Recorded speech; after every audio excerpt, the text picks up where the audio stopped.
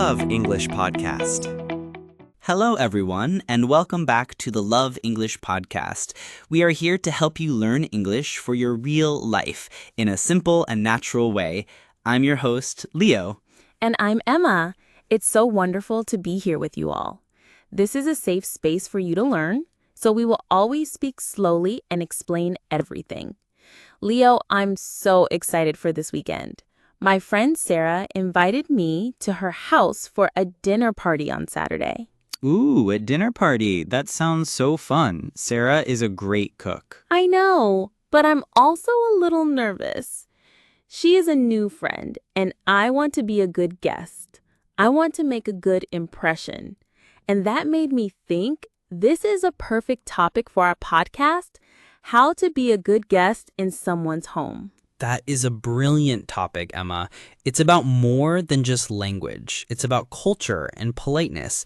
It's a skill that helps build friendships. So let's break it down into easy steps. Where does being a good guest begin? Does it begin when I arrive at the door? I think it begins even before that. It begins right after you are invited. First, you say yes to the invitation. Then it is very polite to ask a specific question. You can ask, "Thank you so much for the invitation. Can I bring anything?" Can I bring anything? That's such a great question. It shows that you want to help and contribute. What will the host usually say? The host is the person who invited you and is hosting the party. Most of the time, a good host will say, "Oh no, just bring yourself."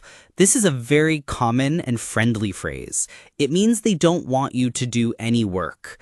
But even if they say this, you should still bring a small gift. The host gift or hostess gift. This is a very important tradition. It's a small gift to say thank you to the host for inviting you. It doesn't need to be expensive at all. What are some good examples of a host gift? A very common gift is a bottle of wine. If you don't drink alcohol, a nice bottle of sparkling juice is a great option. A box of chocolates or a nice dessert from a bakery is also wonderful. Another lovely idea is a small plant or a bouquet of flowers. These are all perfect ideas. The gift is a small token of appreciation. A token is a symbol or a sign. Okay, so I have my small gift. Now I need to think about what time to arrive. If the party starts at 7, should I arrive exactly at 7? That's a great cultural question. In American culture, you should never be early for a dinner party. The host is probably still busy cooking and getting ready. It's okay to be on time, meaning exactly at 7, but it is also perfectly fine and sometimes even better to be a few minutes late, maybe 5 or 10 minutes. We sometimes call this being fashionably late, but do not be 30 minutes late. That is rude. Okay, so arrive on time or just a few minutes after. I have my gift. Now I am at the door. I ring the doorbell. This is the moment. Yes. The host, Sarah, opens the door. She says, "Emma, I'm so glad you could make it. Come on in." Come on in is a warm way to say come inside. Now it's my turn. The first thing I should do is say thank you.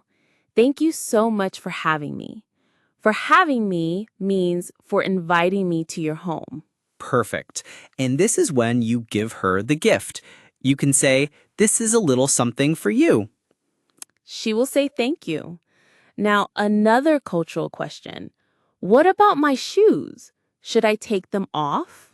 This is a tricky one because it's different in every house. The best and safest thing to do is to simply ask. You can ask, "Should I take my shoes off?" The hosts will then tell you what they prefer. It shows you are respectful of their home.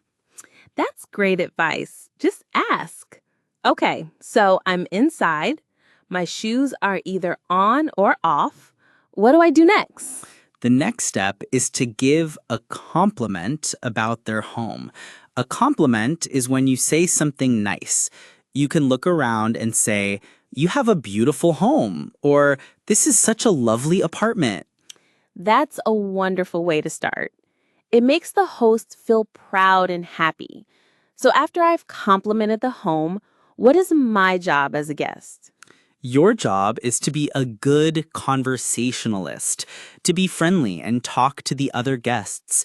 And another very important thing is to offer to help. How do I do that?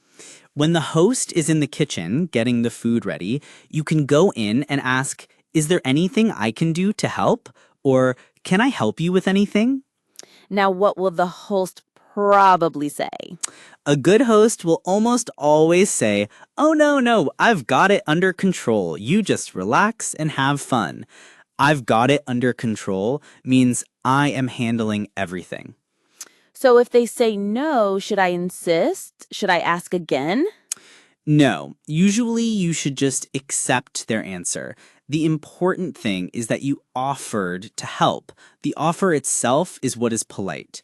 You can say, "Okay, well, please let me know if you change your mind." That's a great lesson. The offer is the important part.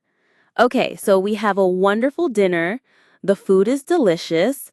I should definitely compliment the food, right? Absolutely. You should say things like, "Sarah, this is amazing. You are a fantastic cook." And after dinner, I should probably offer to help again. I could say, "That was a delicious dinner. Let me help you with the dishes." The dishes are the plates and glasses we need to wash after eating. Exactly. And again, the host will probably say no, but your offer shows that you are a thoughtful and appreciative guest. So the party is coming to an end. It's time to go home. How do I leave politely? You don't want to just disappear. You should find the host and say thank you again. You can say, "Well, I should probably get going soon. It's getting late." Then you say, "Thank you so much for a wonderful evening. I had such a great time." It's good to be specific. The food was amazing, or it was so nice to meet your other friends. And now one final step. We are in the modern world. Is there anything we should do the next day?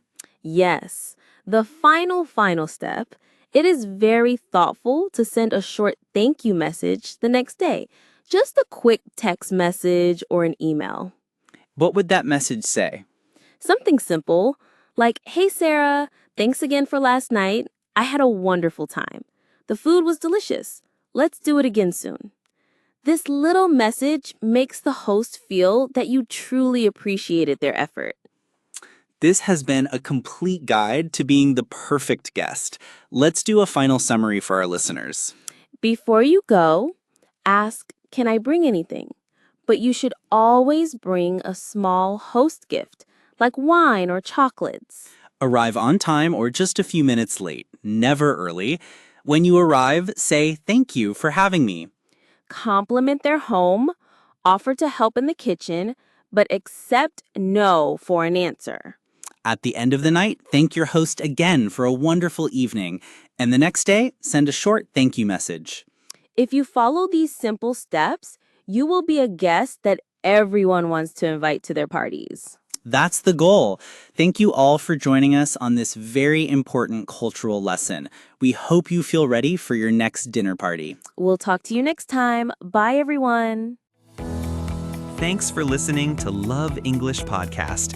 Remember, every minute you spend learning English is an investment in your future. Keep learning and see you in the next episode.